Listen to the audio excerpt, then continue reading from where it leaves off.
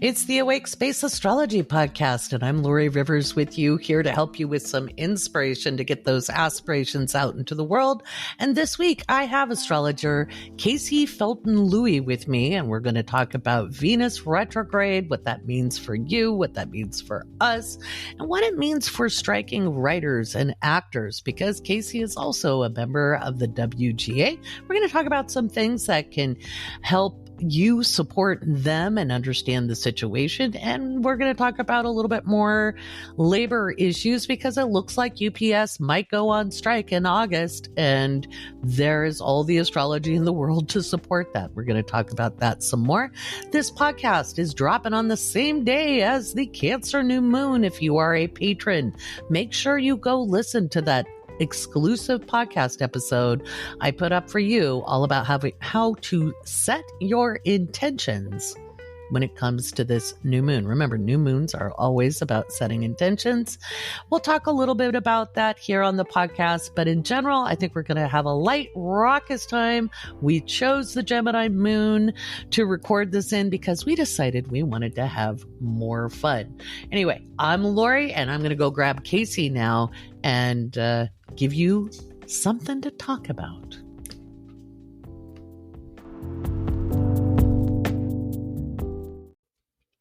As I promised, I have held Kaycee Felton-Lui hostage for the Awake Space Astrology Podcast, and we're here to talk about Venus retrograde, but also the WGA and now SAG-AFTRA strike. Hey, welcome, Kaycee. Hello. Good to be here. I'm going to hold you the whole episode. Mm-hmm. It's a hostage situation. It's a hostage situation. So you have a special interest. Let's just talk about the strike for a little bit, because UPS is probably going on strike as well. And yes. I was pretty sure of it when I did the TikTok video, even more so because you got an email today. I did, yeah. So SAG joined the WGA in striking against the AMPTP, which is the negotiating body for basically all of the studios that make the stuff that you watch on TV and in movie theaters and on streaming, all of that. And we got an email from the WGA today. There's a rally and event happening next week in support of the Teamsters that are organizing UPS. So they've expressed a lot of solidarity with us, and a lot of the other unions in Hollywood have chosen not to cross our picket lines, which has been amazing, because really solidarity is everything in a strike. So we have to show up for them just like they've shown up for us, and it's amazing to see. I love that.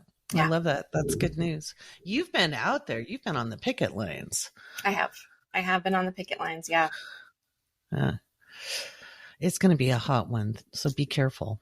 It's very hot. It's not the most fun time of year to be on strike, but I do enjoy the hashtag Hot Strike Summer that has been going around, because so many different orgs are striking, and it's incredible. So many unions are striking. It really is. It's really a hot strike summer. That's cool. In some ways, it's cool, but it's hot. It is very hot. Anyway, don't. Yeah. So and for those of you who are new, it's hard to stay hot. Go ahead. It's hard to stay hot, like look hot physically when you're striking, because we are melting. So that, especially, the poor actors are going to be out there, and we got to sacrifice how good we look. And it's happening during Leo Venus retrograde. Yeah. I hope they have a lot of sunscreen. We slather it on. It's just, it's everywhere all the time. That's good. So for our listeners, Kaycee is one of my astrologers. I trained her to be a natal astrologer, and she's in training further to be a consultative astrologer. I can speak. You've been looking at the strike charts. I have. Let's talk the astrology. Yeah, I should pull those up. I have been. It's just been interesting because we've been on strike since early May. So at this point, we're pretty deep in. And a lot of people are wondering how long it's going to last. And I personally have prepared to be in it for the long haul, just based on the history of our union strikes and how long they've taken. And, we're dealing with a negotiating body that is really only focused on the bottom line and really conceding nothing to the workers. So it's been very frustrating. And, I just have kept a pretty clear head about it, because realistically, it's going to be a long strike. So when you book with Kaycee for readings, you're helping her out. Yeah. More than just experience. Yeah, because, we have strike funds that are available, but we're not accepting work at this time because we're on strike. That's the power that we have, is to withhold our labor to make our point. And so a lot of people right now are, not getting paid, and we don't even have the option to get jobs to get paid for what we do during this time. Right. So, you take the hit hoping that things ultimately are better when you achieve a fair contract. But, it's tough. You take a hit. Absolutely. Absolutely, you do. And it helps make things better for everybody in the long run. I mean, that's how we used to have a 40-hour work week, was unions, benefits, the weekend, vacations, the weekend, le weekend, as the French would say.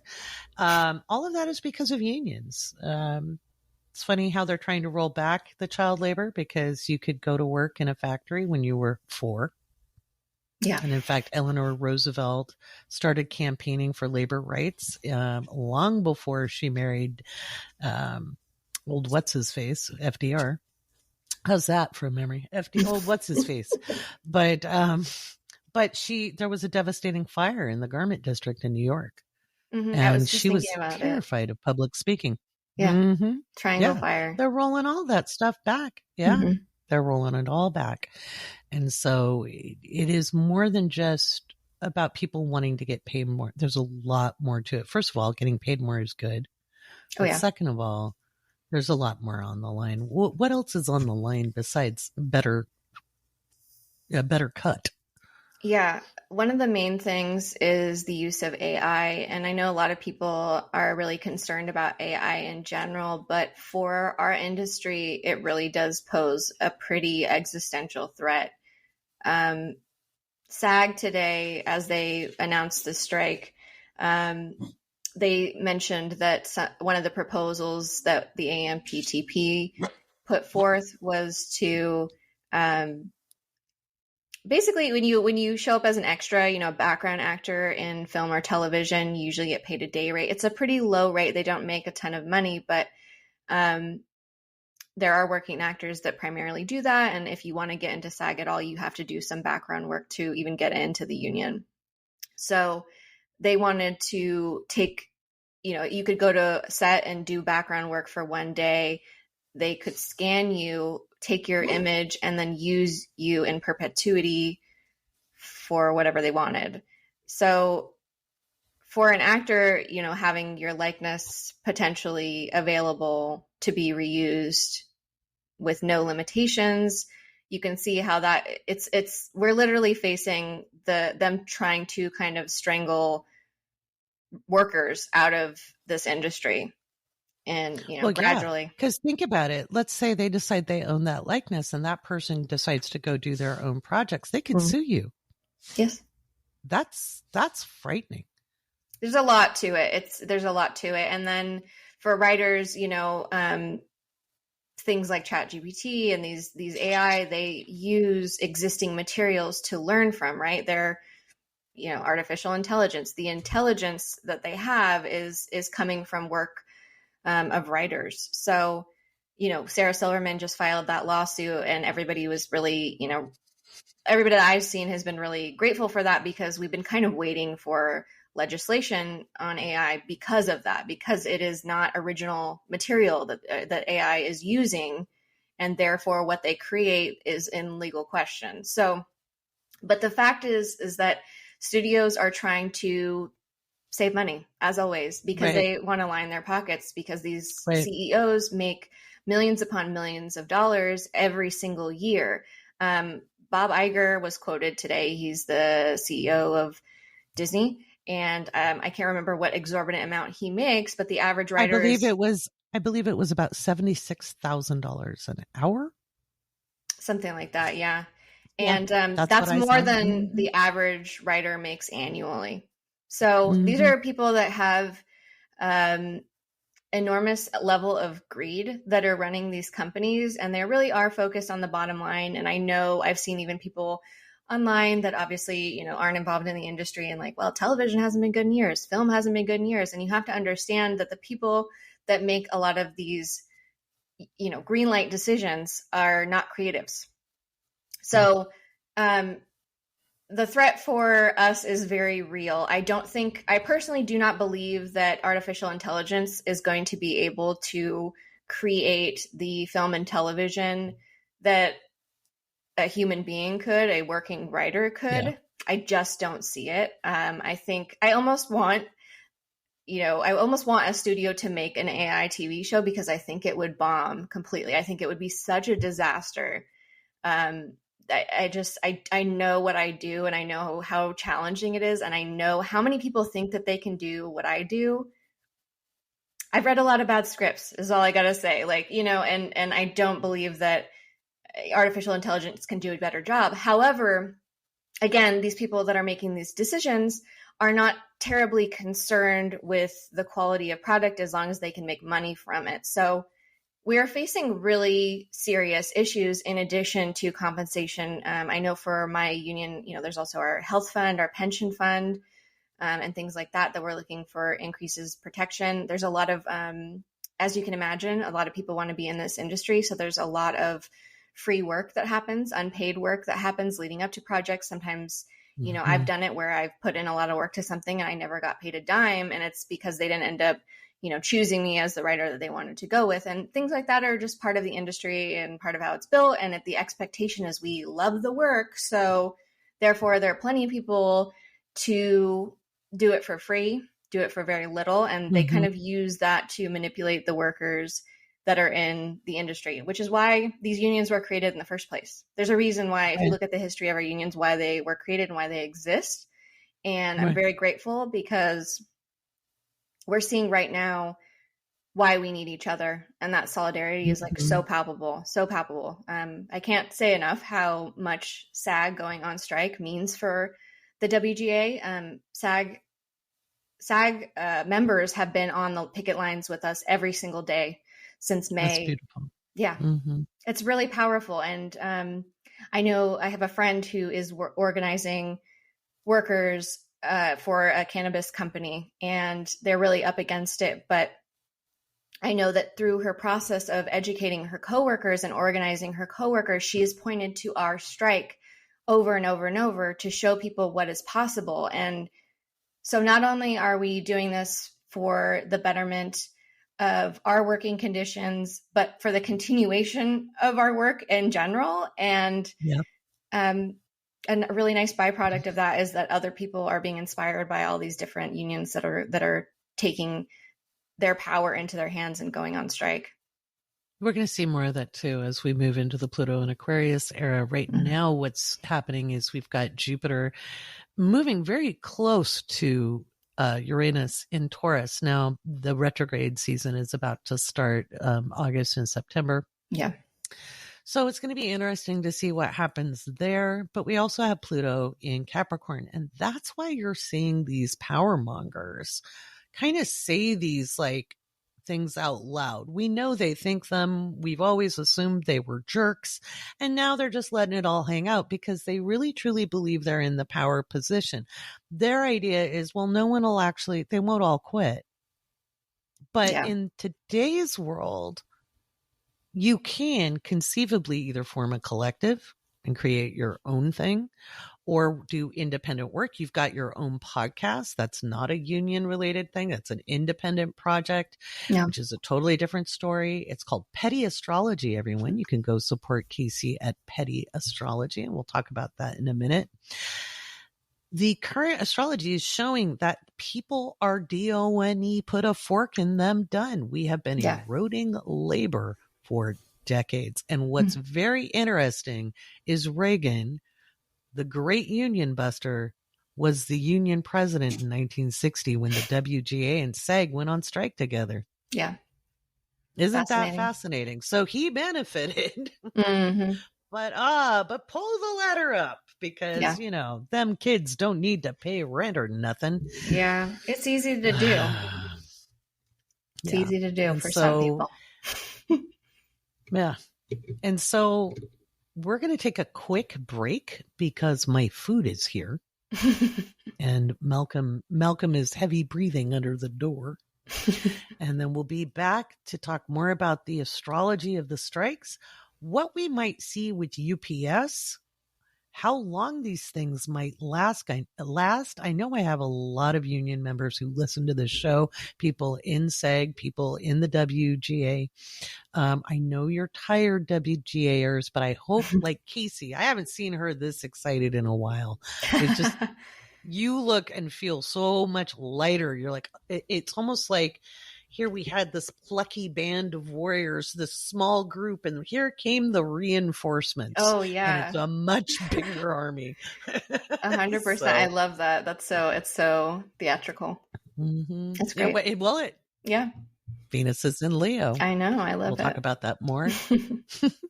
All right. We'll be right back. And we're back, and I have eaten, and now I'm not a cranky Cancerian. So we were talking about strike charts and looking at the astrology.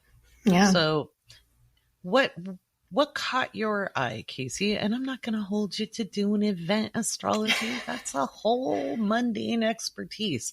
Yes. But this is how we learn. Oh, yeah. It's so interesting to me, too. I love learning more about it. The main difference that I noticed, just because of we've had this taste of Pluto in Aquarius this year, was that Pluto was still in Aquarius when the WGA went on strike, and now it's back in Capricorn. So that is interesting, just that little change. Mm-hmm. And so what day did you guys go on strike again? May 2nd, right? Yeah, it was like, right as the clock struck 12:01. Right. Just clock struck 1 and down she yeah. So where was the moon for the WGA strike? It was at 0 degrees Libra, so trine Pluto in the 9th house. So your strike was kind of like a gong on the workers' movement, more than just any one person in that industry. Because when I looked at 2023, back in 2022, I saw a lot of labor issues, whether it was strikes or people just mass quitting, walking out. And I didn't see it, I don't think, as much for May. I have to go back and watch because I don't remember. You guys remember more of what I predict than I do because I'm just in prediction mode. Yeah. But August was the month I said, people would be done and it would spill into the streets. There might be national strikes. And we don't tend to have national strikes in America because we're frankly too big. Yeah. France and Germany are teeny tiny population wise compared to us. Yeah. And they have a different history, but that would be like New Jersey goes on strike, which is conceivable. Washington goes on strike, and then you get the scabs out of Florida. Yeah. I honestly think even just one crucial sector of our economy going on strike could be enough. I don't even know that we need to, have every single person on strike for effective labor action to be taken on a national level. And I think that that's part of what the people in power and the institutions that are currently empowered are quite afraid of. So I would imagine that hot strike summer is very disturbing to them because they don't like when we understand solidarity. They don't like when we understand our collective power at all. So and they're going to mess up. They're going to mess up with Pluto and Capricorn. Yes. Like they did today and yesterday. Wasn't it yesterday where they were like, we're going to make them not be able to afford the rent. And I'm like, do you remember like when you take like Here we go. It's the old school, Yes. You must pay the rent. Can't pay the rent. What the hell kind of evil, bad mustache is that? It's bad writing. It's very on really the nose. bad writing, which shows they need. It's almost like they used Chat GPT. What would a villain say? Yeah, they're just going like this and glaring at us. And, yeah.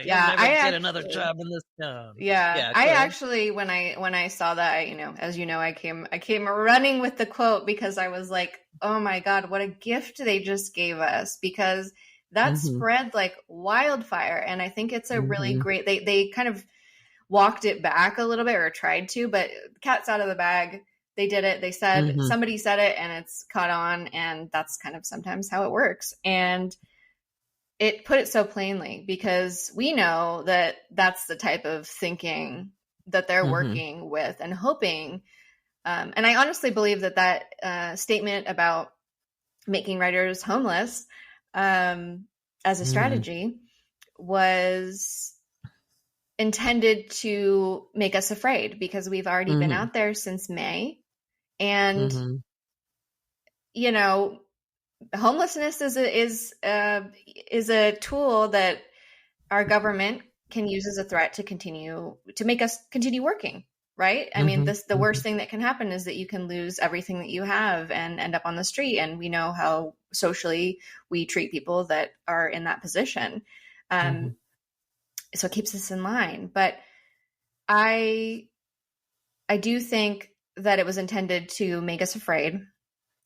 And I don't know, we already know that they don't have any compassion for us. So for me, it was a really great moment for people that maybe are a little bit more removed from the entertainment industry to see what it is we're up against. Because I've had on the picket line, we get a lot of support, but occasionally I've had, people screaming at us to go back to work out of windows. And, so there's a lot of support, but there is hostility towards striking workers for sure. And you're going to get more of that narrative going on in the media too, because all 6 major media corporations, all of them are now owned by very right-wing billionaires. Yes. So you're going to hear a lot of anti-labor rhetoric that's right in line with Pluto and Capricorn. Yes. They have to do their death knells, and they're going to really show their cards. They used to try to pretend they're just like us. I have cowboy boots, or whatever, rubber boots. Remember DeSantis's boots. But, and he's not even a billionaire. He's just a schmuck. But if you guys came here for an unbiased political opinion, that's not what I'm here for. You do good astrology, and I'll let you know when the bad guys are going to win too. I don't have to like him to call it for him. Yeah. No, DeSantis will not be president. I've just felt the waves of anxiety. No, that he does not have the transits for it. So breathe deep, sigh of relief. But yeah, so when we look at the astrology of what's going on, this impacts everybody, because the entertainment industry is the bread, or is the circus that goes with the bread. Bread costs a lot now. So the old Roman bread and circuses, if people have enough to eat and they're distracted and entertained, then you can control them. Well, food costs a lot of money. We are going to have shortages. We already have shortages. They're reporting on the shortages overseas. Yeah. They are not reporting on the shortages in this country. We have shortages because of the flooding earlier this year in California. Yes. Because of drought conditions and storms in the Midwest. It has been a shit show. The meat plant that blew up, the stockyard, there was a lot of cows. That was wild. A lot of cows. Yeah. That was one of those. Wow. Yeah. So just to make matters worse. And so we do have shortages. And so now taking away entertainment, and for those of you not in the entertainment industry, and I am not technically inside of it, but I have a lot of friends in it, where they should be filming pilots now. This is pilot season. New shows launch in the fall. There won't be new shows, and they won't be able to use reality television either, which they did last time. Mm-hmm. And this strike will go on a ways. I know you guys are tired. Yeah. I don't think it'll be done in August. In fact, shit gets real in August. Mm-hmm. That August 1st full moon. I urge you to look at the chart because there's nothing good when it comes to negotiating contracts. UPS will probably go on strike. That's their strike date. If they don't go on strike, it's a miracle looking at that chart. Mm-hmm. And that will grind the United States to a halt. Indeed. And that strike will not last very long. No. I think that one, I do not think they get everything they need and deserve either out of it. Yeah. But they will get that will probably resolve on the 30th or the week after. Yeah. More astrology, like for the WGA, I was looking at charts, trying to maybe September. Maybe. I'm not convinced. Yeah, we were looking at a lot of charts for September. I'm preparing to, early October could be reality. So I'm mentally preparing for that. It is what it is. Yeah, it is. It is. And what happens in October that has us thinking is that Venus will move into Virgo. Yeah. So Venus will be out of Leo. Mm-hmm. She goes retrograde on the 23rd in Leo. Mm-hmm. So it will be hard to look hot during hot strike summer. I know. Eyeliner is going to be terrible. I think people should just do their best to wear really obnoxious sun hats. Oh yeah, I mean, there's no choice. There's no way to look that cute. I mean, they're actors that I've seen actors in heels early on in the strike were on the line. I was like, whoa, obviously you are SAG because the writers are all like, right. We're really like utilitarian. Like, we're like, oh my god, I'm I got like a baseball cap on. I've got a mask on. I'm like, right. It's not a good look. More like, can we do this at night? We're not morning people. What are you talking about? There are some writers that are and are happy to be up early. I know, shocking, but I'm not one of them. So, what do they do? Write financial news? I don't know. I don't know. I should do some interviews. Maybe they write children's programming. Yeah. No, I'm kidding. Oh my gosh. So Leo, let's talk about Venus and Leo here. Except actually, yes, because it represents value and coming from the heart as well. Heart space. Leo is heart space. How do we show our love for the striking writers and actors? Where can people go to help out? We'll get this in the show notes too. Yeah. So for the quick version, if you want to, I have a pinned video on my TikTok that has a bunch of resources. So you can, if you're in LA or New York City, we pick it 5 days a week. So you can always go to WGA contract2023.org.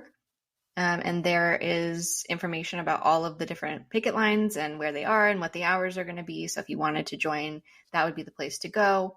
I would follow the WGA on social media because that's going to be your best source of information. And the WGA has a West division and an East division, and they both have separate social media. So you can seek those out on TikTok. It's at WGA West is their handle. So that's the best place to get information. I would also say Adam Conover, who is in the WGA and in SAG, and is an incredible, performer, comedian, smart person, very involved in the WGA.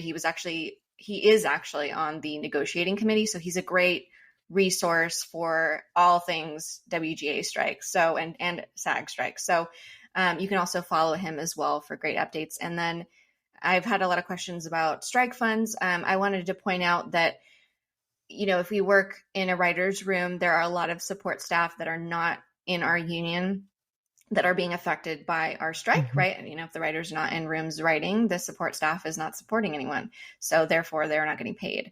And so there is a fund specifically for our support staff, very important, entertainmentcommunity.org. You can make a monetary donation there and designate it to film and TV. And again, it goes to support the support staff that have lost work due to the strike. So that's a great way to go. And then another place that you can go is that WGA contract 2023.org that I mentioned also has a tab on their website that has resources as well. So. I love that. Thank you, Kaycee. Yeah. So there's always ways to support people. And this impacts everybody, not just because you like media.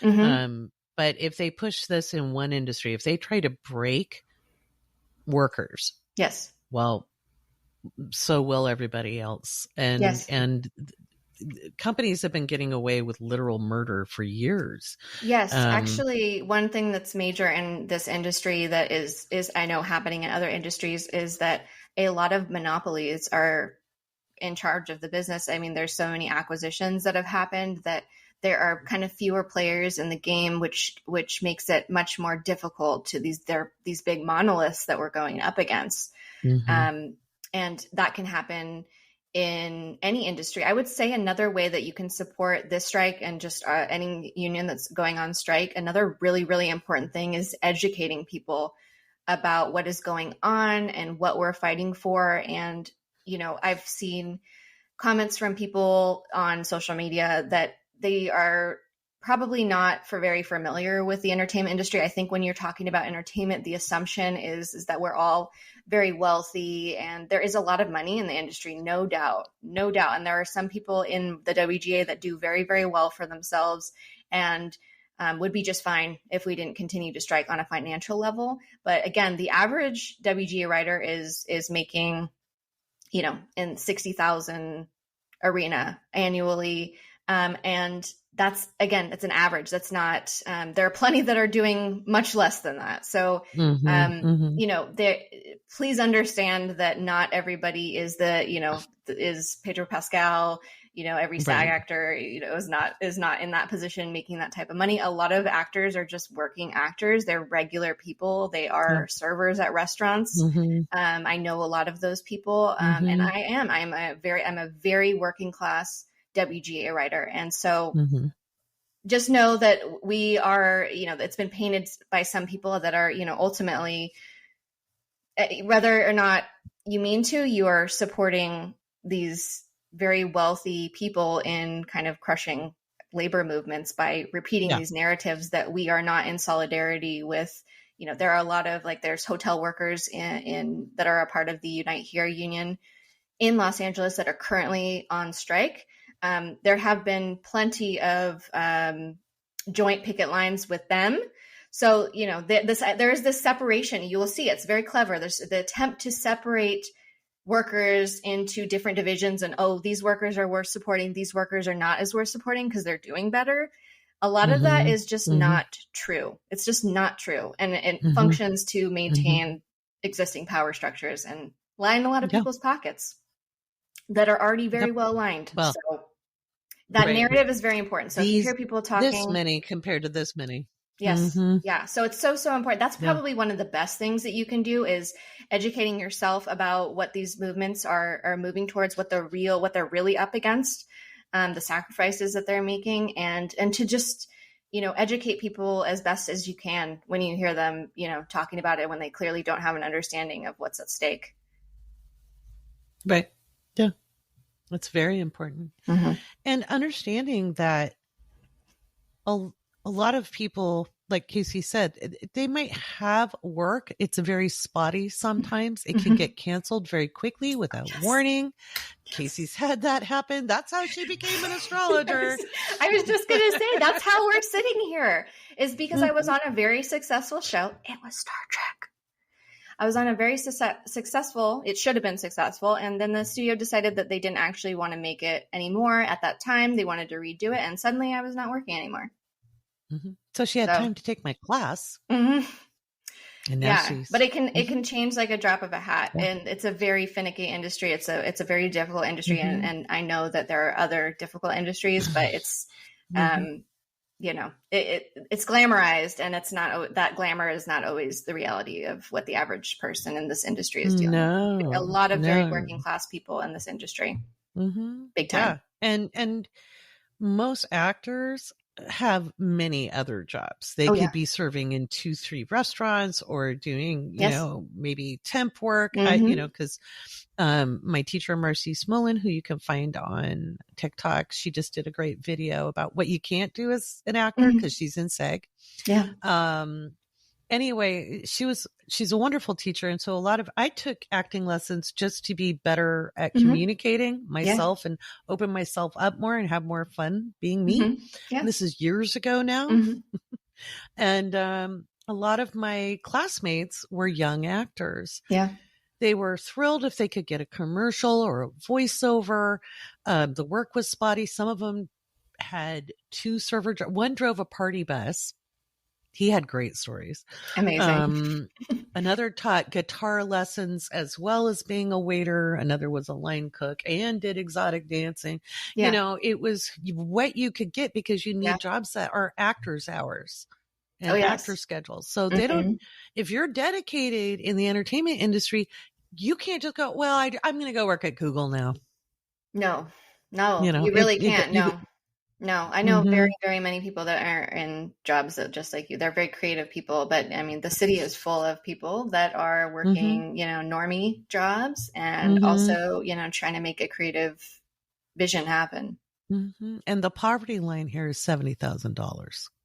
Oh yeah. And you have to understand, yes, is that writers tend, you know, the industry is centered in Los Angeles and a bit in New York, and it's very expensive to live here. So, you know, if you're thinking that, you know, $60,000 is a great salary, you know, in the middle of the country or, you know, somewhere that's more remote, that may totally be true. It's really not much here at all. No, it's almost $5 a gallon of gas. Yeah. More in some places. Yeah. And people don't understand too that, you know, I've been in the union since 2018, and I lost my union health insurance because of, you know, a lapse in paid work through paid union work. So, you know, that has been an enormous cost for me because now I had to go and buy health insurance, you know, at a kind of an exorbitant rate. So there's a lot of little details that, you know, if you aren't too close to people that are in this industry, that might not be apparent. And I totally understand that. But I really want people to know that the people that are making the content that you enjoy or maybe don't enjoy, we are mostly pretty regular. So we're not all Nepo babies. Right. Oh, exactly. And a lot of you grew up just like everybody else going, well, I want to write that villain. You know, I want to, you know, the villains you love to hate, or I want to write a story like this, or I want to act like so-and-so, but and so part of this is fascinating because with Venus in Leo, that's when the actors went on strike and cutting the deadline. I was waiting for that because people are like, what about SAG? And I'm like, what about SAG? Yeah. What about them? And then I'm like, well, with Venus about to retrograde in Leo, that's fascinating. You know? I don't think there's going to be a resolution quickly on that. Maybe when it goes direct. Maybe in, you know, September when it goes direct, because it goes direct on September 3rd. I don't know. So it might, you know, maybe the actors resolve and the writers don't, but I think you guys are probably going to line up closer because I think this is a very different situation. This is not, not a small dispute. No. Workers everywhere have been exploited for decades, and it's the pandemic, and I think really drove it home. Yes. You know, the unfettered greed, the price gouging. Yes. And then, you know, the government refusing to recognize it, you know, basically blaming consumer spending because, you know, $600 made all the difference in the world, didn't it? Oh, yeah. I'm still living off it. Rolling in it. Right? Woo! Yeah. Yeehaw! Yeah. And people, I'm sure listening are going, why are you being political? I came here to find out, you know, because astrology is reflective of life, and being human is political, Oh, and yeah. working for a living is part of the structure of the society we live in, and it is Yes. all in flux. And it's Mhm. very fascinating to watch it in action. And I keep bringing in the astrology because Kaycee's used to talking to me where we can talk about these things and we're mentally noting the astrology.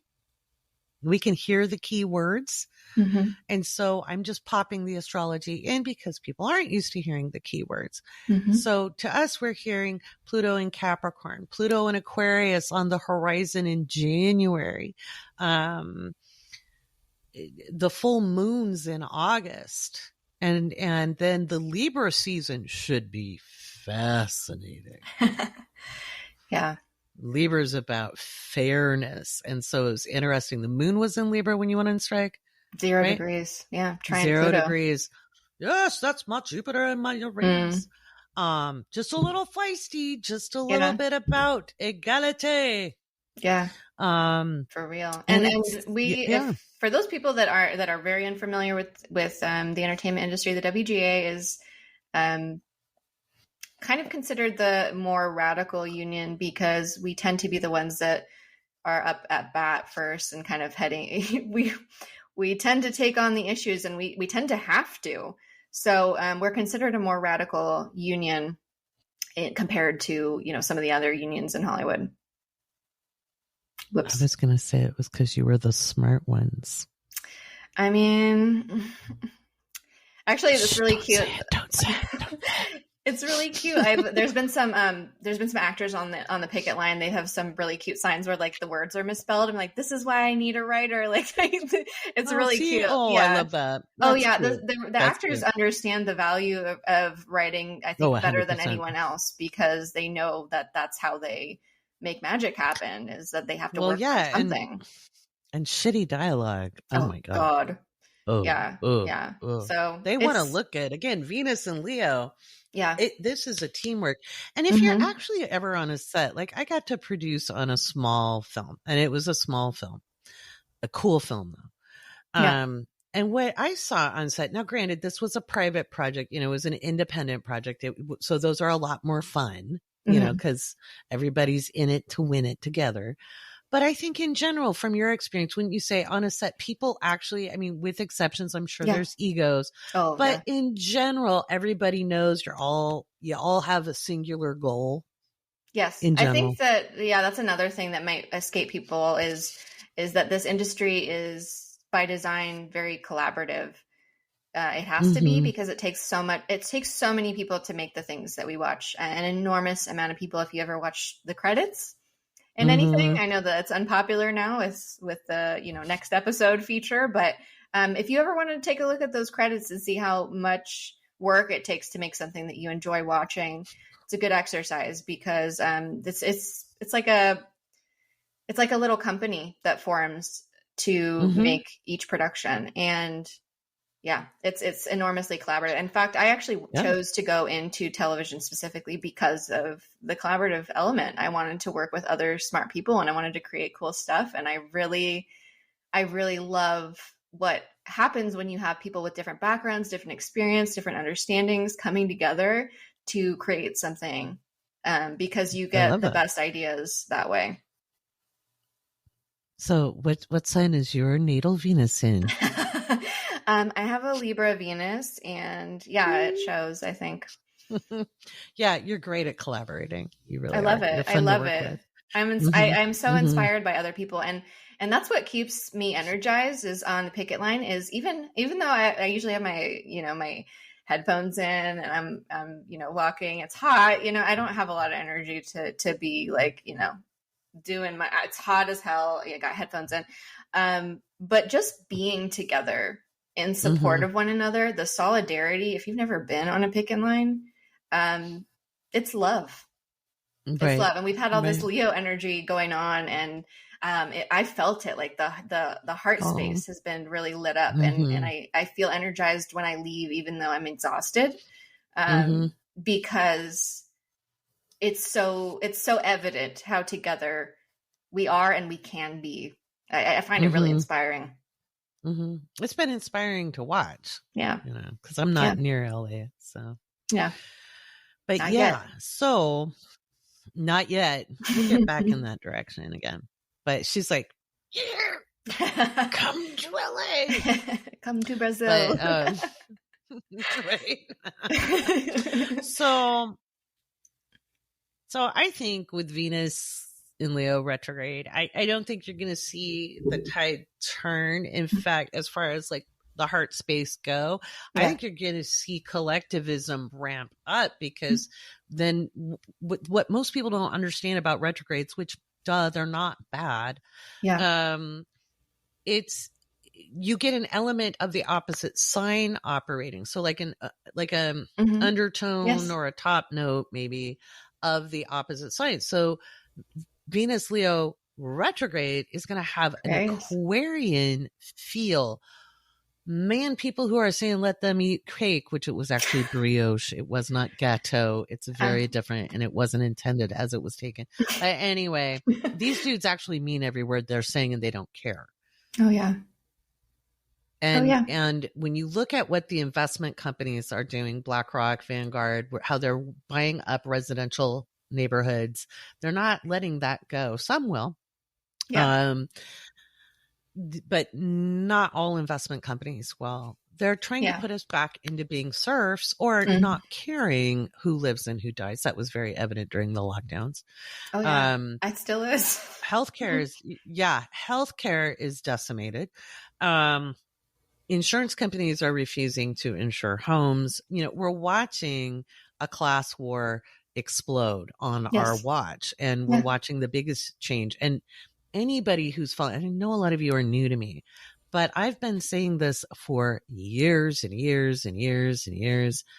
We are in the biggest change in human history in 4,500 years, and we were made for this. We are here for this. It isn't anything to fear, but we do need to keep our eyes and ears open and work together, because collaboration is how we get through it. I've said over and over and over, the people who have if you struggled in your life, you'll make it through this just fine, because you're plucky. You know how to make do. You know how to substitute. You know how to hustle if you have to. I just saw a news story saying the wealthy, and they weren't talking about 1%ers. They were talking about people probably in, the top 10%, like that 5 to 10% range, who are significantly less wealthy than billionaires, but they've got maybe 5-10 million. They're feeling the hit. Right. Yeah. They're not going to navigate through this as well. No. Yeah.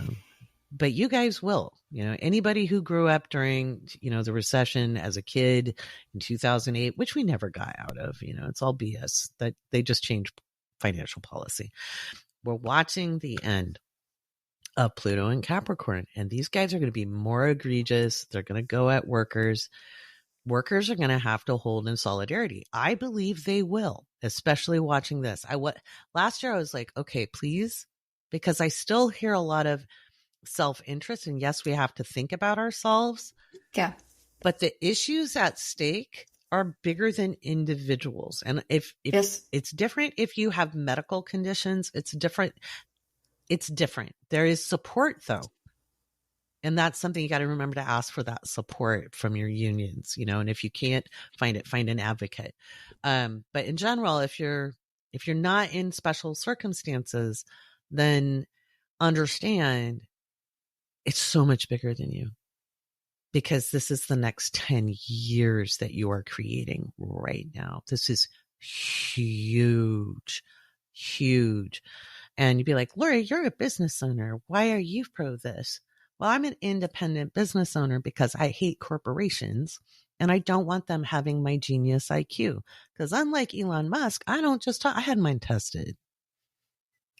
Okay. My mom made me. I'm like Sheldon Cooper. Just saying. Except I understand sarcasm most of the time. Sometimes they have to explain it to me. Most of the time. In writing, not so much. I know. I get you all the time with that. You do. I'm like, brackets. But if we don't have strong unions, people like me can't afford to pick up the the excess because of the way the laws are written, but I still pay better than any of those companies. I still pay better. I may not have enough hours, but I pay better, and I don't base it off hours. Do I have bennies for everybody? No, because we have to contract, because the laws are written for big companies, not little ones. It matters that labor is compensated. Yes. So again, if you guys book with Kaycee or Mackenzie or Jennifer, understand they are not getting 20% of the fee. They're not getting 30% of the fee. They're getting half. So when I offer a 50% off discount, I'm taking the hit, not them. Because labor deserves its due. My dad was a shop steward. Labor deserves its due. If you cannot pay your bills, and I'm talking to you, listener, if you cannot pay your bills, if you cannot afford to eat, the world is not a very good place. And so it's up to all of us to make it a fairer, maybe not kinder, but fairer world. Yeah. And that's what these striking people are doing. It's not just for them. Yeah. Because if they win this, watch out, Walmart. If they win this, watch out, Starbucks. If they win this, and guess what? United Auto Workers are looking at going on strike too. Yeah. There's a lot of strikes. I just saw that one. Yeah. It's so much. It's amazing. And it will not create inflation, guys. What's created inflation was excessive profit taking. And I'm going to give you, before we move on to more astrology, because I promise we'll go there, but this is something really bugged me. I saw a comment on TikTok. Sometimes I just want to reach through the screen, and this was not on my TikTok, somebody else's, but somebody was like, you guys need to study economics. I'm assuming his name was Chad or something. You need to study economics. Businesses can't function without a profit. Oh boy. What they were talking about was paying fair wages. And I'm like, dude, you need to go back to school. Profit happens after you pay expenses. If they're making 400 times the profit, spending 30 times is not going to erode profit. It's just they're going to make less profit. They're not going broke. So profit is after you pay all the bills, including the wages people make. So they're making exorbitant. It's worse than the Depression era numbers. Oh yeah. So, oh yeah, absolutely. And another good thing to know about the writers' take-home pay is that our average wages have gone down since the last strike. So, which was in 2007 and the beginning of 2008, for those who remember that. Our pay has actually decreased. Gave us reality TV. No, I'm kidding. That's why I was glad SAG came in, because I'm like, no reality television. Yeah. Yeah. So, I mean, our working conditions have, and there's a lot of other, we could talk all day about it, but there's a lot of other practices that have become very popular and very damaging to what we do. So it's very real. And, the bottom line is there are more of us than there are of them. And, always. Solidarity is everything. Solidarity. Yeah. All right. We've lectured everybody long enough. We're going to talk about some shenanigans in the next part. We're going to talk a little bit about the fun side of astrology. That's right. There's a fun side. It's like a fun size. And actually for Kaycee and me, this was fun. Oh yeah. No, we talk great. Like this all the time. Oh yeah. So if you're like, what does Kaycee do with Lori? What do they talk about? That stuff. We talk about that stuff. Yeah. So I did not radicalize Kaycee. I was just radical enough to attract her into my fields. So and I was like, wow, I was radical enough for you. Oh my God. I feel honored. It was wild. I was like, this lady knows what she's talking about. What is this? That's right. Been radical since I was tree. My poor mother. But anyway, we'll be right back, and we will be talking a little bit more about Venus and Leo from a perspective you might be interested in, talking about some love and the Cancer new moon. We're going to talk about our intentions. Maybe. I think so. And then we're going to do patron shoutouts, and astrology Q&A. We'll be right back.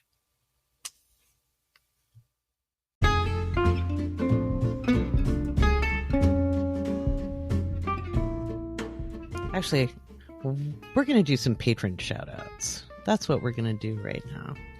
So patrons keep this podcast going. Without patrons, there is no Awake Space Astrology Podcast. And if you are a patron, as I find my list of patrons, I did a very special episode just for you, because I do that, all about the Cancer new moon and the intentions you can set depending on where that new moon is falling in your house. Now, I know some of you get confused about looking at where the transits are, so I'm making a very special little video to show how to find transits. I have one on my TikTok, but this is a little longer explanation, so that'll be coming to patrons first, then I'll get it up on the YouTubes. All right, so new patrons: Judith, David, Jennifer, Lindsay, Anna, Shayna, Marie, Letitia, Safia, Lauren, Jennifer, Anna, Imelda, Erica, Jeroid, Latrell, Jerry, James, Taryn, XXIB_ILLYXX, Christopher, Robin. You guys are in order, and I love that. I can be Pooh Bear. Courtney, Mortal Shell, Carrie, Kate, Jen, Jessica, Alexandra, Farah, Hodger 9, Heidi, and Justin. Big thank you to all of you for being patrons. All our newest patrons always get a shout out. There are too many of you to list out. Every patron, including at the $1 level, gets access to our handy dandy Discord. Kaycee is one of the mods, part of the mod squad. Woohoo! Yeah, woohoo! And we cause mayhem and trouble in there. Yes, there is politics, but we also talk about silly things and have good memeage. Oh, yeah. What's your favorite channel in the Discord, Kaycee? You know, I am kind of partial to, we've got like kind of a really little chaotic fun channel that Shane created called Timeout Corner. Mm-hmm. And that's just very ridiculous and silly, but I do love the memes. I think we've got a great meme channel. We've got an astrology meme channel and just like a general comedy channel. So I was like, those are good places to go. Yeah. Mm-hmm. I like the celebration channel. Oh yeah. It's a good where one. People come in and celebrate their wins, and sometimes it's a little win. You can come celebrate anything. We've got our social action and mutual aid information. Those are fun. Current events. And also, I like the Taurus Cancer channel because it always involves food. Yes. Indeed. It's important. Yeah.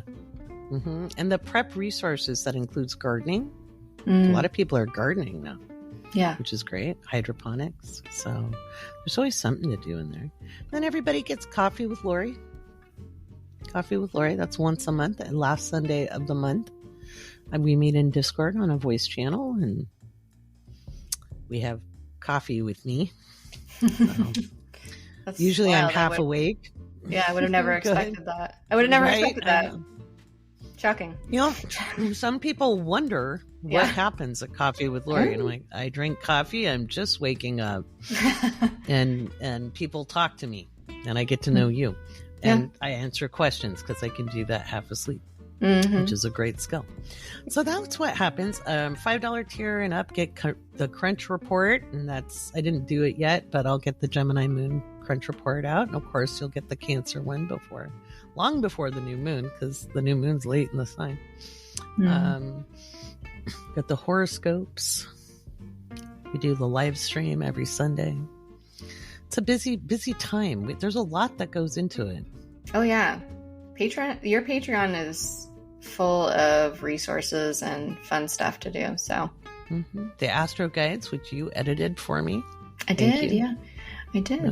They're great guides. Yeah. She gets a byline because she was my editor.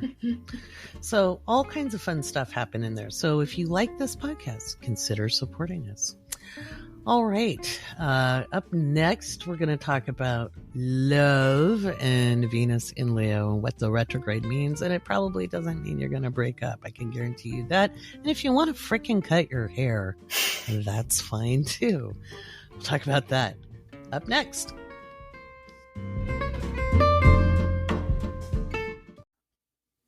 All right. Venus and Leo is going retrograde. What do you make of that, Kaycee? I mean, honestly, I'm looking forward to it on a personal level because it's hanging out in my second house for quite a while. So, ching ching goes the money tree. Ching ching. Yeah. Bring it. That's nice. Yeah. Yeah. It already passed your Jupiter, but so is it going to hit your Jupiter again? Oh, I don't know. That's a good question. I'm not sure. Maybe. It goes pretty far back. Yeah, I don't remember. It doesn't go all the way back. Let's hope so. Let's hope so. What degree is your Jupiter? 11. Oh, I think it goes back to that. Yeah. Damn. Yeah, I'm into it. So did you look up the date that fun event that you had a good surprise happened? Did you look at, was Venus near your Jupiter that day? I don't remember what the astrology was offhand, but that was a good day. That was a really good day. Yeah. I have it written down. I journal every day, so I have good astrology notes for myself because that's essential. It's so essential. It's so essential. If you're learning astrology, absolutely, you need to keep good notes because you just don't remember everything. It's impossible. No, you don't. I wish I had my notes from way back when. I've been trying to remember 2004 through 2006 with the last time the nodes were in Aries and Libra. And I've been slowly recalling because the Cancer Mercury, slowly it's coming back to me. I'm like, okay, but all of my notebooks are gone. So I don't have those. One of the things I've taught you guys was to observe notes, which you probably already journaled, but.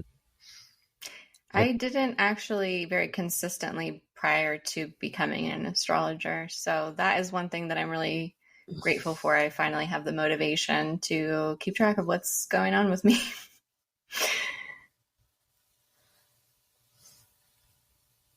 It goes back to your... Nice. September 1st, I think it might be on there. It might be amazing. August 31st. We love to see it. September 1st. No. It'll be in orb if it doesn't. Let's see. Where does it go? It goes direct comes close. On the 3rd. Yeah. It's less than a degree away. It counts because it's within orb. We like tight orbs. I love tight orbs. That's the they're the distance between planets. But yes, so that's so funny. I'm gonna crack up now. You'll make me laugh. She does that. She makes me laugh. So hang on.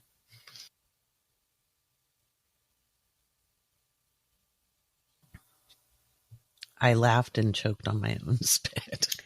It happens. It's a danger. It happens. Being my friend, honestly. Speaking, right? I'm going to take a drink now, Kaycee. Careful. Okay. Oh my gosh. Serious. So we're being super serial. So Venus goes retrograde on the 23rd, which is a Sunday. And no, you will not break up with your beloved. You're going to be reviewing what matters to you and how what matters to you impacts other people and your need for social support as well, because we're looking at Aquarius. You also might have a craving for doohickeys. So it is okay to cut your hair. It's hair. It'll grow back. I have to look up. It was like 2000. My kids were still little. It's like 2001. Mm-hmm. I went to a new hairdresser, but it was in the middle of the sticks because we just moved. Mm. It's really bad when you mention who did the bad hairdo and everybody goes, oh, her. And you're like, could somebody have warned me? Because I told people I was going to go. I went to get a perm. She nared me. My hair was Oh, as long as it is now. She nared me. All of what? my hair came out, and I had to That's, wear a scarf, and people looked at me funny, oh and my I'd be God. like, I just went chemo. Oh my God. It just shut people up because they were sick, because it was patchy and blotchy, and Oh my God. That's wild. yeah, it was wild. I'll have to look up what was going on then. It was like the spring. I don't Yeah. think it was a Venus transit though. It might have been. Yeah. It might have been a Venus. But guess what? I have healthy locks. I also have not gotten a perm since. But like no, not after that. But I've had my hair colored. So hair grows back, people. Yeah. I lived through it. You will too. It's probably another Pluto transit. Might have been Pluto going through my second house. Oh That was boy. fun. Yeah. But yeah, Venus in Leo retrograde doesn't mean you're going to break up. It doesn't mean the exes are coming back. All of that is very superficial. Venus is an interior planet, and even by transit, it's going to make you focus on what matters. And Mhm. right now, I mean, we can have fun, absolutely, and do silly things and be interested in silly things. In fact, we need to be more silly right now because it is so heavy. But if that's what you're worried about, I don't know. I'd be worried about other things. I don't know. It's just me. Is it just me? I just think there's bigger fish to freak out about. Yeah. Yeah. I think there's going to be some interesting financial news with Venus retrograde. But it's more like we're going to find out where there's maybe been some shenanigans. Hmm. I think it empowers the labor movement big time, which is good Yeah. because wages have not been caught up with, they haven't been caught up with inflation in, almost 30 Yeah. years. So, which is important. Yeah. And, Very. yeah, I think we'll see more people starting independent businesses. And that's just the warm up, because I think once 2025 hits, you're going to see a massive amount of independent businesses start and Mm. workers co-ops. So there's that. If you are interested in romance, if you are like sick, in I don't know, late June, and you couldn't go on that date, you might have another opportunity. But another opportunity to find out whatever. Mm. Yeah. What are your thoughts? I don't know, like that. I don't really worry about what retrograde. So, you've trained me well on that front. So, yeah, I am very interested to see, like, on a mundane level, what that looks Mm-hmm. like, just because everything, the news has been so constant, and there's just so much that I'm constantly finding things that I missed from the previous week or even month, because just there's so much happening all the time. Well, and they're not always reporting on things timely either. I'll find out stuff from Yeah. 6 months ago that I predicted, and I'll be like, hey, didn't I do a prediction about that? And sure enough, it was in the headlines, because that horoscope I give for the month. Yeah. So, Yeah. I mean, I'm interested, to see on a, financial level, and, in terms of social justice, I'm very interested to see how that pans out as well. So I'll definitely be observing, what that retrograde energy is going to be like. Yeah, it should be interesting. Yeah. Should be very interesting. Mm-hmm. Because it's sliding back from 28 then all the way to 12. That's a lot of territory. And so this is going to be a much more active Venus retrograde. So if you guys remember the last time Venus was retrograde, it was in Capricorn, and it was like so slow. It would not like end. This is going to be different. I think this is going to move a little bit faster. I think we're a little more timey-wimey right now. I think things are going to be a little bit different with that. So I don't think it's going to slow it down. I don't think it's going to reduce temperatures. In fact, if anything, I think it's going to show the need for collective action for the things that sustain our life. Venus is about sustainability. Mm-hmm. But what does it mean for Leo placements? What does it mean? Yeah. Food as well. Like, I'm interested to see, you know, we've seen so many food shortages and with climate and stuff. Yeah. I'm interested. Yeah, I think we'll see that, especially when Venus goes back into a square with Jupiter. We'll hear more about that as well. Leo placements, I don't know what to tell you. If you want to be afraid, go ahead. Okay. Otherwise, this is a real power up for you. Yeah. Okay. It's a time to dig down deep and get rid of your insecurities. So that's actually what the Nair job on my hair did for me. Because I just had to function. You know, what do you do? It's hair. It's hair. Yeah. I made cool hats. As a result, I made cool hats. Right. That I then sold. So. Ingenuity. Life gives you lemons. Yeah, ingenuity. And we will be, you know, working on things. I think a lot of you, if you're looking at starting something, it might not be the best time to start before August. After August is probably better because we have such, and if you're trying to start a business, odds are you getting your website up as your start is fine. If you're starting to do social media, fine. In fact, I think social media is going to boom because people are going to be supporting independent creators in solidarity. I think enough people are on, you know, I don't think we're going to have as much pushback against you guys as might have been maybe 10 years ago. Yeah, I think so. Because I think everybody's tired. Yeah, you know, I think there's everybody's much tired. More, yeah, much more understanding now. And we have better ability to communicate, you know.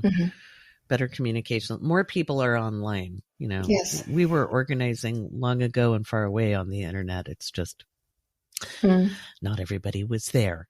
Sure. So the geeks were, but yeah. So there's that.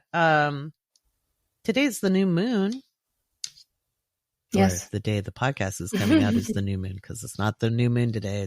Moon's in Gemini. But today is the new moon, Kaycee. Yeah. What are your intentions? God, that's a good question. I think for me, I've been undoing a lot of conditioning around my sort of identity and like how I'm received by other people. And so, you know, just kind of owning myself even more has been a theme for me recently, and just peeling back all of the, you know, you're too much, don't do this, don't do that. Actually, it's funny. I hadn't thought of this before. When I was in middle school, I once went to school. I just got blue eyeshadow and I was like really into this blue eyeshadow and I put it on like really heavy. I was like kind of I was kind of punk looking and I did like this really heavy blue eyeshadow just for fun.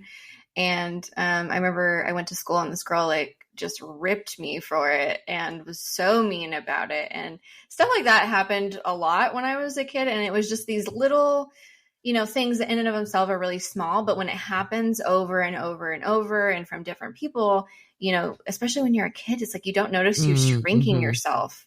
Yeah.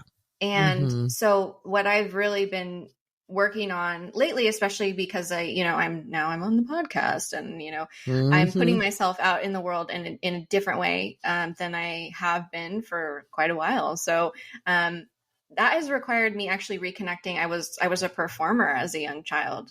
I loved performing. And so that kind of picking, and I had, you know, I dealt with anxiety. And so that all took a toll and caused me to, you know, retreat in a big way. And so for me, I'm really now trying to step out and let myself be and embrace the things that I enjoyed doing as a kid and, you know, using my voice and just being in public. And so Yeah. So I feel like my intentions are going to be really focused around leaning into that.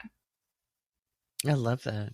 Yeah. I love that. And I've been watching you kind of come out of that shell over the last year or so. And it's, your confidence is way here compared to before. It wasn't like you were not confident. I mean, you're confident in who you are, but putting yourself out there is a different story. And so it's been fun to watch you grow. Thank you. I appreciate that. Yeah. It's practice. It's just practice every day, practicing, doing it, making moves, putting yourself out there, not letting that, comment or whatever, derail you. It's just little things every single day. Yeah, absolutely. That's a great intention for the first house. Yeah. What about you? It's in the 9th house for me. So marketing, teaching, production, teaching, publishing. Yeah. The cards are supposedly here.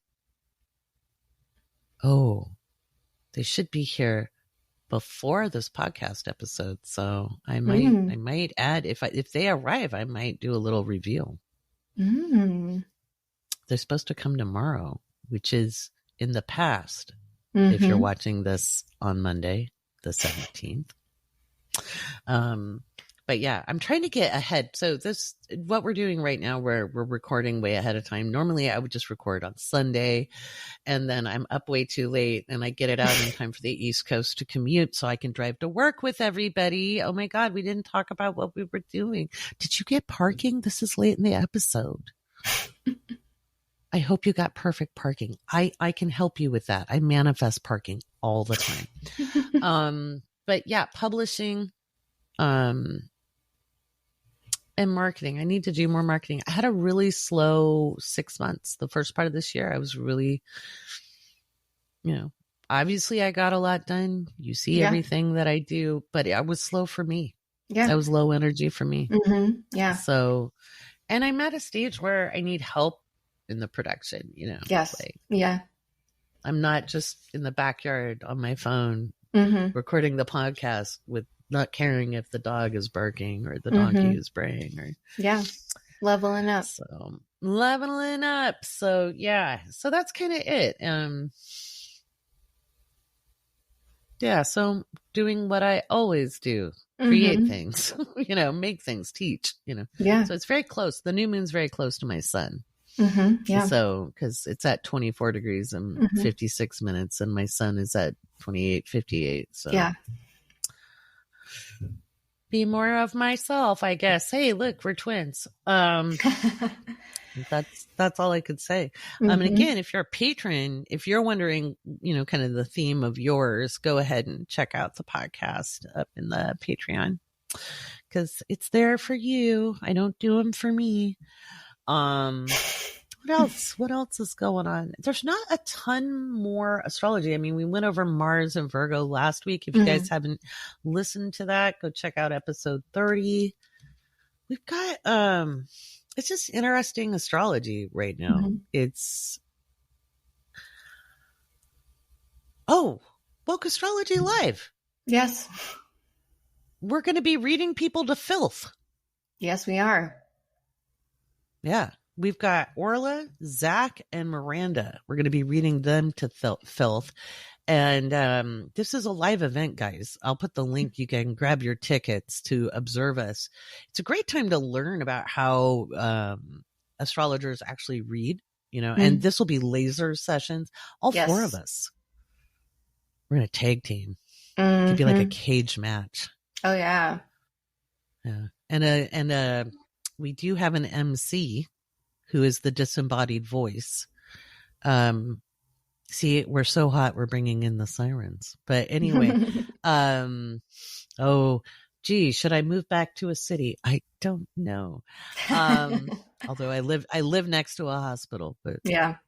I was going to say we have an MC and they are going to get us a celebrity chart.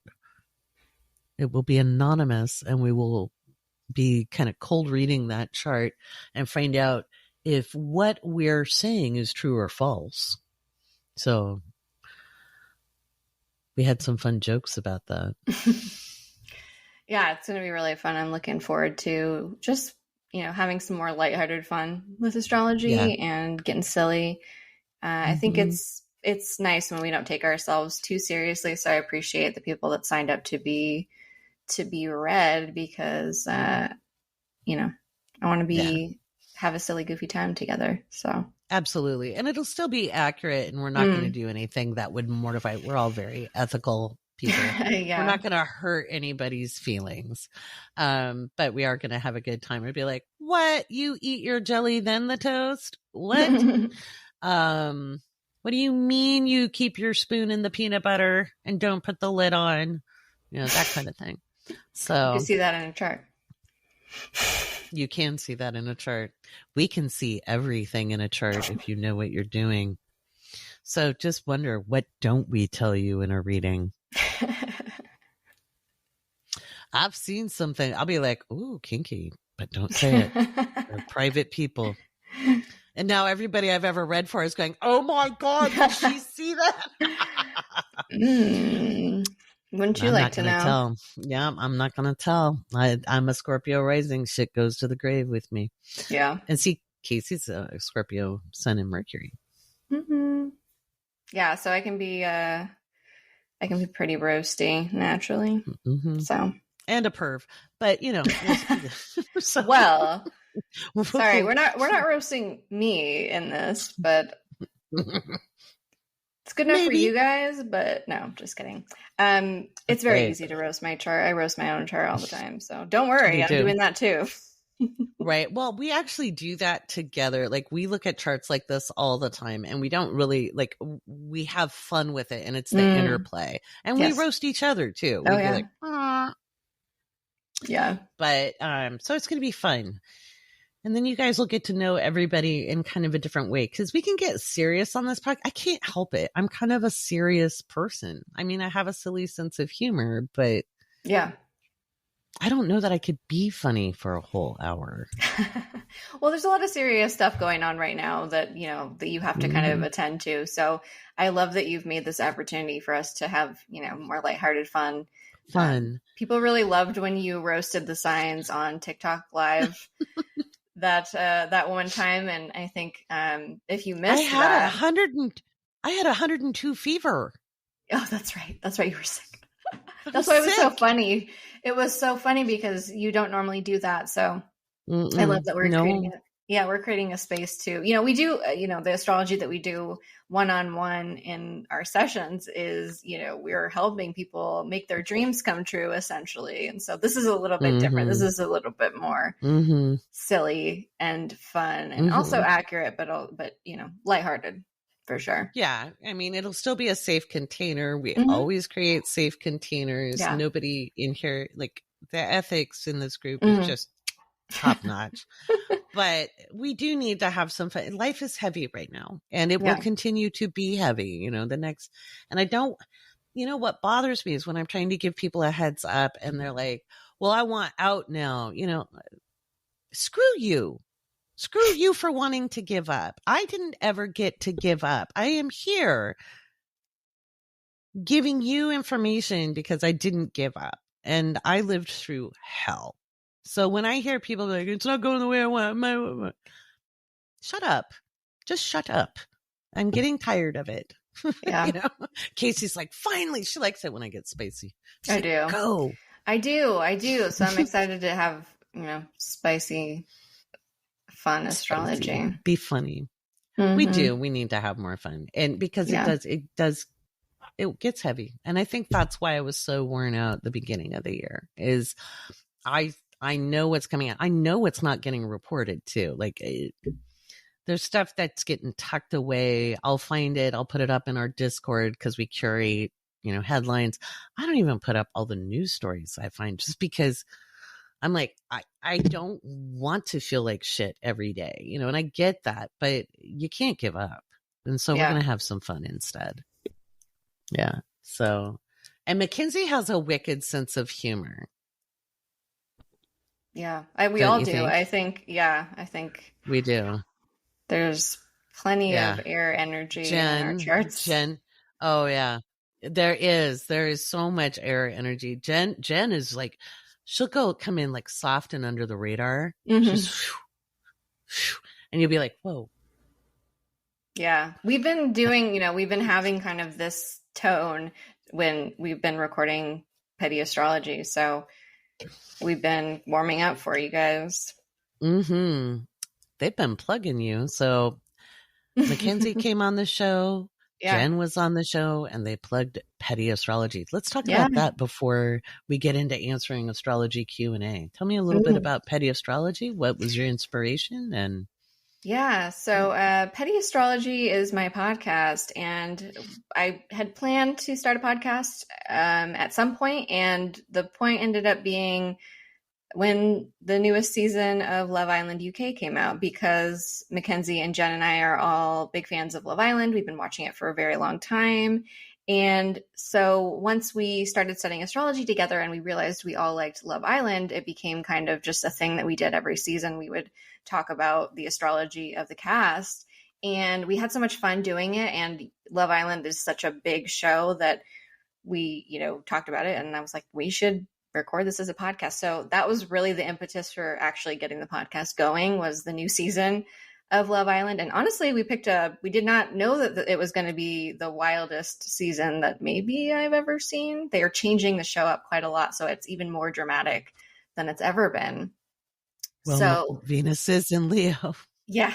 Oh my gosh. We talk about the astrology of the week. We make predictions. We talk about the contestants. And even if you haven't watched the show, it's kind of a big commitment because it's on 5 nights a week. It is a lot. We try to do a recap. So even if you don't catch every episode, we are kind of breaking down the astrology of what's going on and the different islanders on the show and their synastry, because it's a romantic show. So there's synastry between couples, and we make predictions for the following week. And you would be very pleasantly surprised that, we're doing a great job, I think, predicting. Mackenzie and Jen have really killed it in that department. So it's a lot of fun. It's very lighthearted, and I enjoy having the space to do it. And we work really well together. We love talking astrology with each other, and so it's all fun, 100% fun. My gosh, I love that. I love that you're doing that. So yeah, and we're also showing collective, collaborative action. Yes. It is lifting each other up. It isn't about this person doing that thing. It's like whatever we're in, if we can involve somebody in it, we do. Oh yeah. And Jen and Mackenzie have also talked about stuff that they're planning on doing, and that they're working towards. And I'm going to be so thrilled to be on their projects too. So I love that we can support each other, and I don't know, it's just fun. It's fun. And to see younger astrologers that are well-trained and also have good senses of humor and really insightful things to say coming together. It's just not out there very much. So we're doing something that I don't see a lot of, and I'm proud of that. I'm really proud of that. But what about Lilith? That's actually what we should start. We should start roasting everybody's Lilith. I don't even want to touch it. I just, oh my God. We wouldn't even know where that is on our software. So no, I'll talk about it later, guys. But really, Lilith, I just don't even get me started. All right. You ready for some astrology Q&A? And by the way, we'll get Petty Astrology's links into the show notes so that you can go listen to that after you listen to this. Or take a break from all the, political stuff, and you can hear about wah wah. All right. This question is from Alexandra. Let's see. How do you feel about a Cancer Mars retrograde placement in the first house? I always get conflicting answers when I look things up to do some reading in my spare time. If this is too crazy of a question, no worries. I'm not offended. Oh, first of all, just a thought on a general Cancer Mars. So go ahead. First of all, this is a crazy question. Crazy question. Wild. Out of bounds. You really, Alexandra, you really went off the rails with this one. We're teasing, but I say that for people who don't pick up sarcasm, like yes, me. very important. Yes, very important. Yes, you could see, if you're not watching the video version, I'm grinning like a doofus. So right. So it can be confusing, especially if you're looking things up online. I will say, if you look up in the the older literature, like maybe the medieval literature, retrograde wasn't a huge factor. They honestly didn't think that much of it. They'd be like, don't sign a contract, if Mercury was retrograde. The drama behind retrograde did not exist. Retrograde it doesn't exist outside our planetary view. So understand that it's an optical illusion, but our perceptions shape our reality, right? So for you, having Mars in the first house makes you very self-determinate. You've had to be a scrapper, and you can be very tenacious. With it retrograde, it might have been maybe a little hard to assert yourself when you were younger. Maybe you lived in a really controlling household and you had to be maybe a little bit more confined, and you had to sneak a little bit, but most likely you had to toe the line. And so you have to kind of lighten up on yourself a little bit. That's asking if this is too crazy a question. That tells me you had to like duck a little bit, but you don't give up. You just don't. You couldn't give up if you tried. So that's what that placement tells. And you might want to replay what Kaycee was saying about her intentions, because you have a Cancer first house at least. And so it's a sensitive sign. It's easy to shrink back.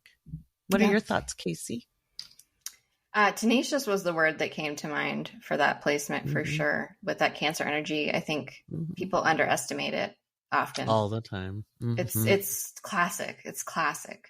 And it's because it has, I think, a more feminine association, right? And the qualities of it are considered more feminine in our culture. And God, what could a woman contribute?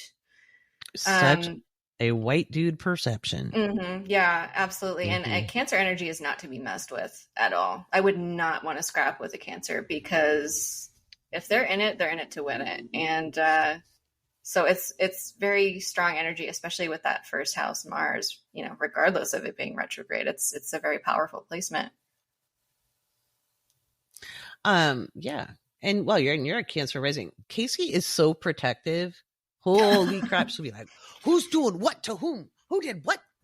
Yeah. Don't mess with my people, for real. That's yeah. And I bet you would be the same way. You don't. Oh, I have. Yeah. I'm sorry. I meant Alexandra. Oh, Alexandra. Yeah. I'm like, what are you talking about? Yes. Oh, we know. Right? We know about you. They know. But yeah, Alexandra, she would, God forbid, like if you've got a little brother or sister and somebody went after them. Ooh. Yeah. Your close friends, just the people that are like family to you. Glasses off. Yeah. Yeah. Hold my earrings. Right. Yeah, exactly. Yeah. So, see, I don't ever wear earrings. I get that. Now I know it. Hold my earring. Okay. I didn't understand that from that song. Yeah. Now you get it. It's like, hold my glasses. Yeah. Yeah. Right? That's how you fight. You can tell I'm a trained fighter. Right? Oh, I know. Yeah. I know. It's very scary. Avert your eyes. Let's see. I think this is actually a really good question from Emily. And it's really sweet. Everybody asks, I don't know if this is a good question or not. And sometimes I do ask that you ask them in Coffee with Lori, because maybe it's a little more nuanced.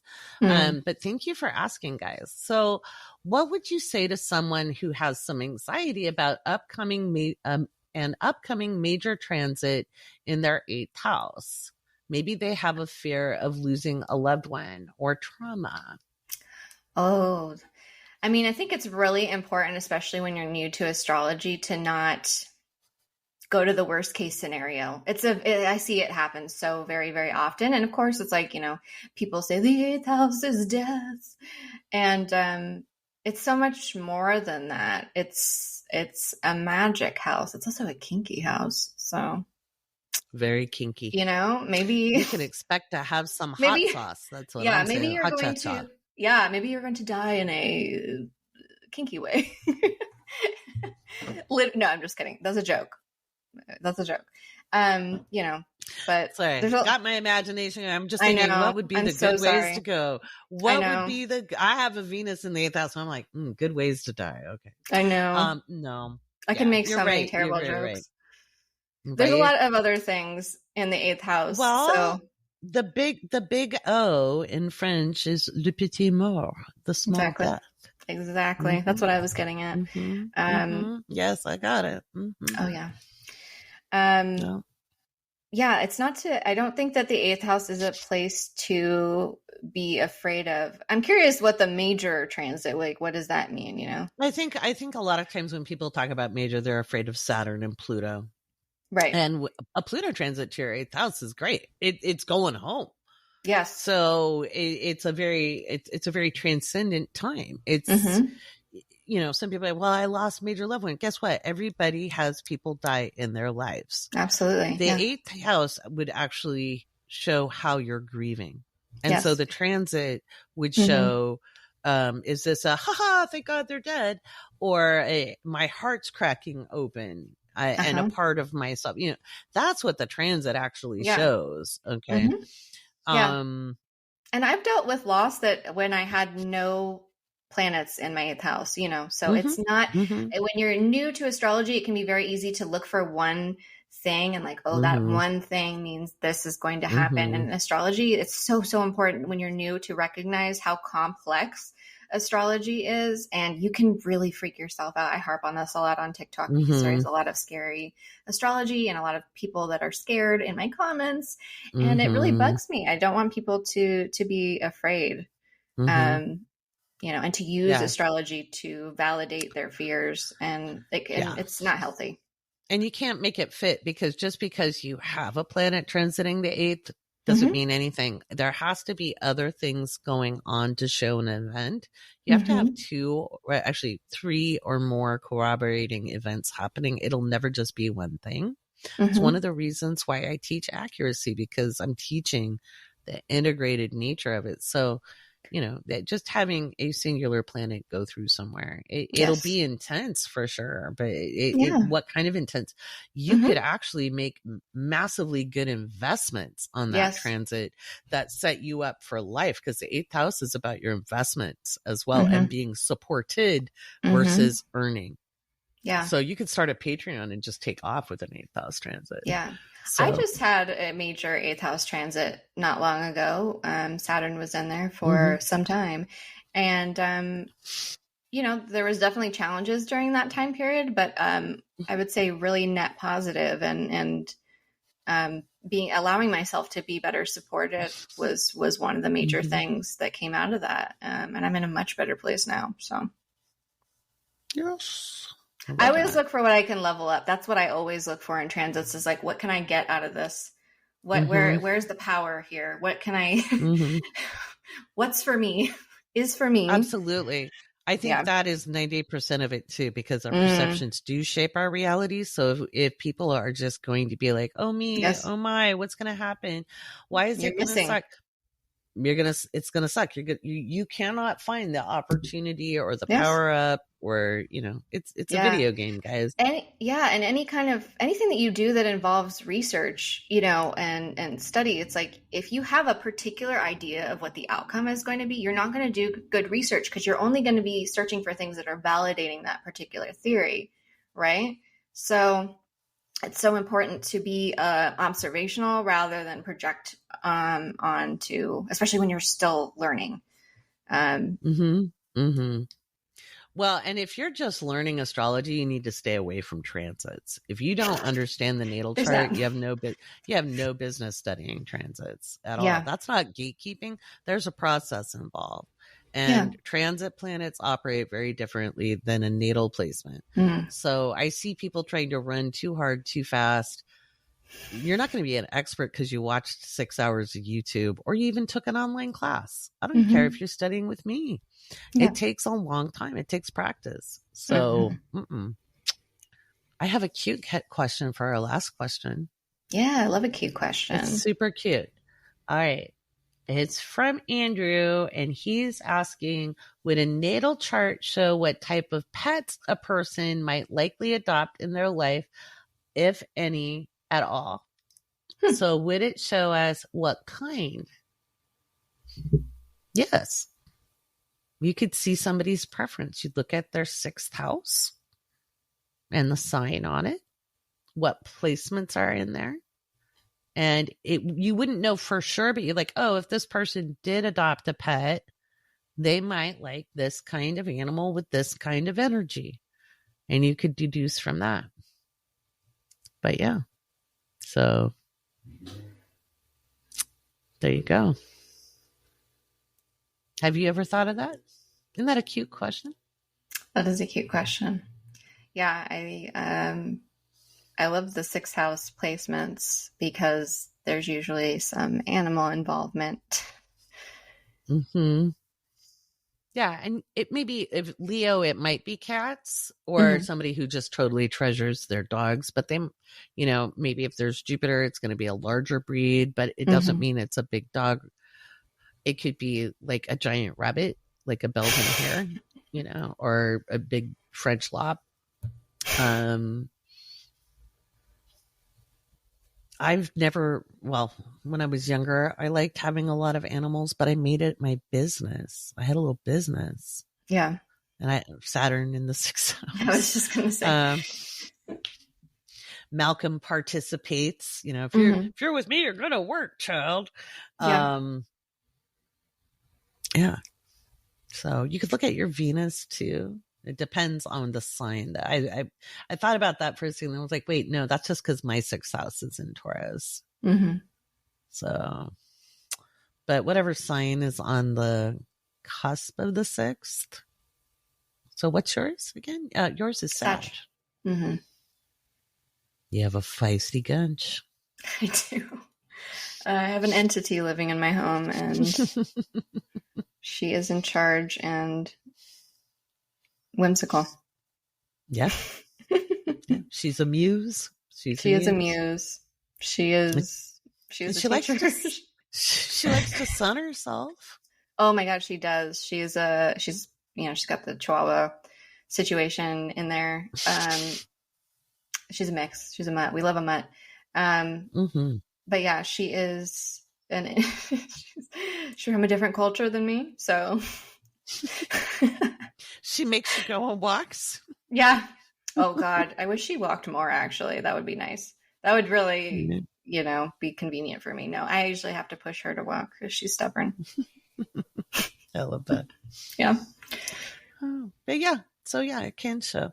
We can kind of see everything. That would be a good one for our maybe a discussion in intermediate astrology. That'd be a fun one to play around with. That class is a lot of fun. Yeah. Not that Natal Chart Foundations isn't. You guys are fun too. You are. In fact, I don't know. Did I put you in that group on the website? Yeah, I've been so busy that I'm not current on it, but I am in there. So we did this homework assignment where they were doing like an artistic project around their houses. Did you see any of that? I didn't. No, yeah. That sounds fun. Go look. It's super fun. It's super fun. Yeah. I've been a lot more creative with students this time around.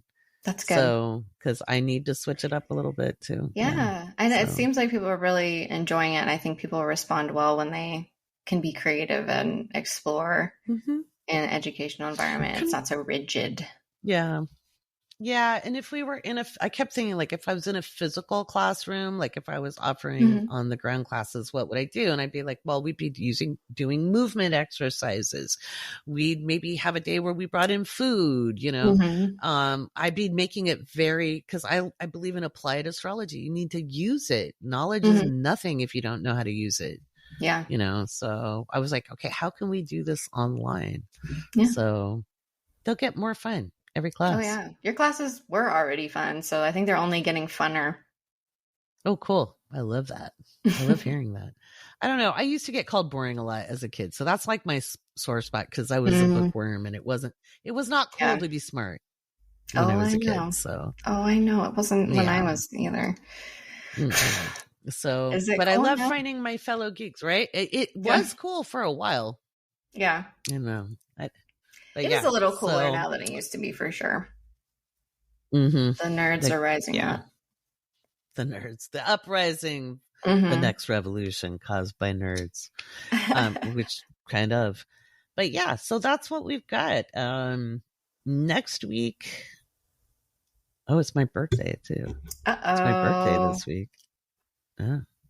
So check out all that stuff. So we've got Woke Astrology Live. That's on the 23rd. Yeah. Of course, horoscopes. I mean, I have to run from one to the other because, can I ever plan things out so I'm not running? No, I cannot. You're too busy. I stopped trying. I could have nothing to do. I would still stack a day. I wish it was because I am busy, but you are really busy. There aren't enough. I am really busy. That's why I get tired. I'll be like, why am I cranky? Oh, because you haven't eaten in 12 hours. Yeah. So yeah, the days kind of meld into each other. So we've got that going on. Yeah. Well, thank you for being on here. Thank you for having me. It's been a great chance to catch up and be on the YouTube. Right? Be on the YouTubes. So some of this is going to be YouTube exclusive too, because I think we'll pare it down a little bit for the audio.